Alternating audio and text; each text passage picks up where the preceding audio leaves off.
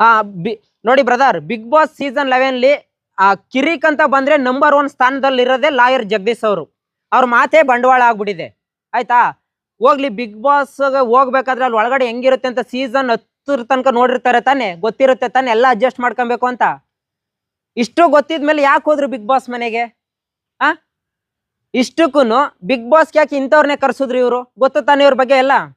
ಆ ಎಷ್ಟು ಕೇಸ್ಗಳೆಲ್ಲ ನೋಡಿಲ್ಲ ಮೊನ್ನೆ, ಡಿ ಬಾಸ್ ವಿಚಾರದಲ್ಲಾಗಿರ್ಬೋದು, ಯಾವ್ದೋ CD ಕೇಸ್ ವಿಚಾರದಲ್ಲಾಗಿರ್ಬೋದು, ರಂಗಣ್ಣ ಅವರ ರೈಡ್ ಮಾಡಿಸ್ತೀನಿ ಅಂತ ವಿಚಾರ ಆಗಿರ್ಬೋದು, ಮೊನ್ನೆ ಯಾವ್ದೋ ಟೋಲ್ ಬಳಿ ನಿಂತ್ಕೊಂಡು ಅದೊಂದು ವಿಚಾರ ಆಗಿರ್ಬೋದು, ಎಲ್ಲ ಕೂಗಾಡಿದ್ರು.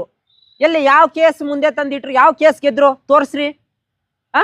ಬರೀ ಕೂಗಾಡದೆ ಬಂಡವಾಳ ಮಾಡ್ಕೊಂಡಿರೋನ ಬಂದು ಬಿಗ್ ಬಾಸ್ ಕೂರಿಸಿದ್ರು. ಇವಾಗ ಲಾಯರ್ದು ತಪ್ಪು ಅಂತ ಹೇಳೋಣ ಅಥವಾ ಬಿಗ್ ಬಾಸ್ದು ತಪ್ಪು ಅಂತ ಹೇಳೋಣ?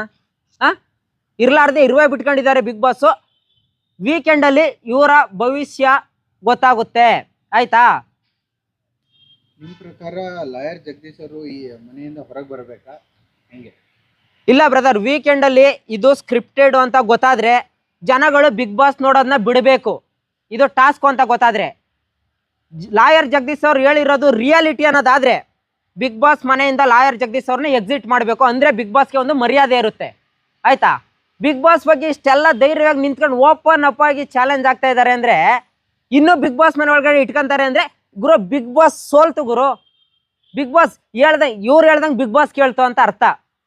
ಆಯ್ತಾ? ವೀಕೆಂಡಲ್ಲಿ ಗೊತ್ತಾಗುತ್ತೆ. ಲಾಯರ್ ಜಗದೀಶ್ ಅವರ ಕಾದಿದೆ ವೀಕೆಂಡಲ್ಲಿ. ಆ ಎಪಿಸೋಡ್ಗೋಸ್ಕರ ಎಲ್ಲರೂ ಕಾಯ್ತಾ ಇದ್ದಾರೆ.